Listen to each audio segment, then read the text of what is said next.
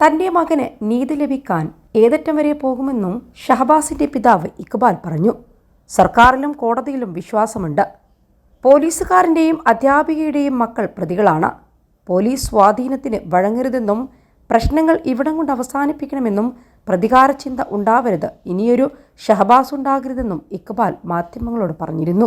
10ാം class വിദ്യാർത്ഥി ഷഹബാസിനെ കൊന്നത് കൃത്യമായ ഗൂഢാലോചന നടത്തിയ ശേഷമാണെന്നാണ് തെളിവുകൾ പുറത്തുവരുന്നത്.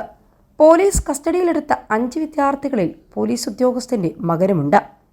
വിദ്യാർത്ഥികളെന്നതിനപ്പുറം കൃത്യമായ ക്രിമിനൽ മനസ്സോടെയാണ് ഇവർ പ്രവർത്തിച്ചതെന്നും പുറത്തുവന്ന തെളിവുകളിൽ നിന്ന് വ്യക്തമാകുന്നുണ്ട്. കഴിഞ്ഞ വർഷവും ഇപ്പറഞ്ഞ വിദ്യാർത്ഥികൾ സംഘർഷമുണ്ടാക്കിയിരുന്നു.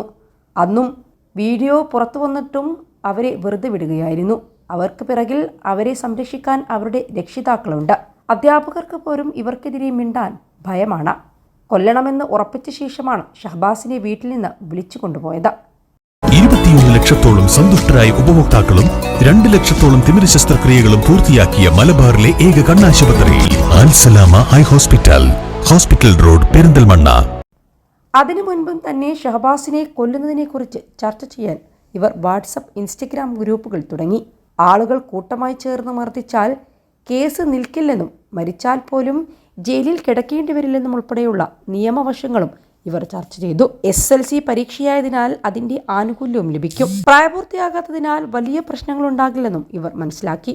വാടക വീട്ടിലായിരുന്ന ഷഹബാസിനെ വിളിച്ചിറക്കി കൊണ്ടുവന്ന് ആളുകൾ നോക്കി നിൽക്കെ നഗരമധ്യത്തിലിട്ടാണ് മർദ്ദിച്ചത്. വിളിച്ചിറക്കി കൊണ്ടുവന്നതാകട്ടെ അടുത്ത സുഹൃത്തും. കുട്ടികൾ തമ്മിൽ പ്രശ്നമുണ്ടായാൽ പിടിച്ചുമാറ്റാൻ പോകുന്നതല്ലാതെ ഇതുവരെ ഷഹബാസ് ആരെയും മർദ്ദിച്ചതായി അറിവില്ലെന്ന് സുഹൃത്തുക്കൾ പറഞ്ഞു. മുൻപും എളേറ്റിൽ സ്കൂളിലെയും താമരശ്ശേരി സ്കൂളിലെയും കുട്ടികൾ തമ്മിൽ പ്രശ്നമുണ്ടായിട്ടുണ്ട്. അതെല്ലാം ചെറുതായിരുന്നു. പക്ഷേ മർദ്ദിച്ച വിദ്യാർത്ഥികൾ ഇതെല്ലാം പകയായി മനസ്സിൽ കൊണ്ടു നടന്നിരുന്നുവെന്നാണ് സംശയിക്കുന്നത്. ഒടുവിൽ ഫെയർവെൽ പാർട്ടിക്കിടെയുണ്ടായ പ്രശ്നത്തിൽ എല്ലാം കൂടി തീർത്തു. പഠനത്തിലുൾപ്പെടെ ഷഹബാസ് മിടുക്കനായിരുന്നുവെന്നും സുഹൃത്തുക്കൾ പറഞ്ഞു. സാമ്പത്തികമായി വളരെ പിന്നോക്കം നിൽക്കുന്ന കുടുംബമാണ് ഷഹബാസിൻ്റേത്. ഉപ്പ ഇക്ബാൽ ആദ്യം ഗൾഫിലായിരുന്നു. ഇപ്പോൾ നാട്ടിലെത്തി പെയിന്റ് പണി ഉൾപ്പെടെ ചെയ്യുകയാണ്. വാടക വീട്ടിലാണ് താമസം. സ്വന്തമായി നിർമ്മിക്കുന്ന വീടിന്റെ പണി പുരോഗമിക്കുകയാണ്. ഷഹബാസിന് 3 അനുജന്മാരാണുള്ളത്. കുടുംബക്കാർക്കും സുഹൃത്തുക്കൾക്കും നാട്ടുകാർക്കും ഷഹബാസിനെ കുറിച്ച് പറയാനുള്ളത് നല്ലത് മാത്രം.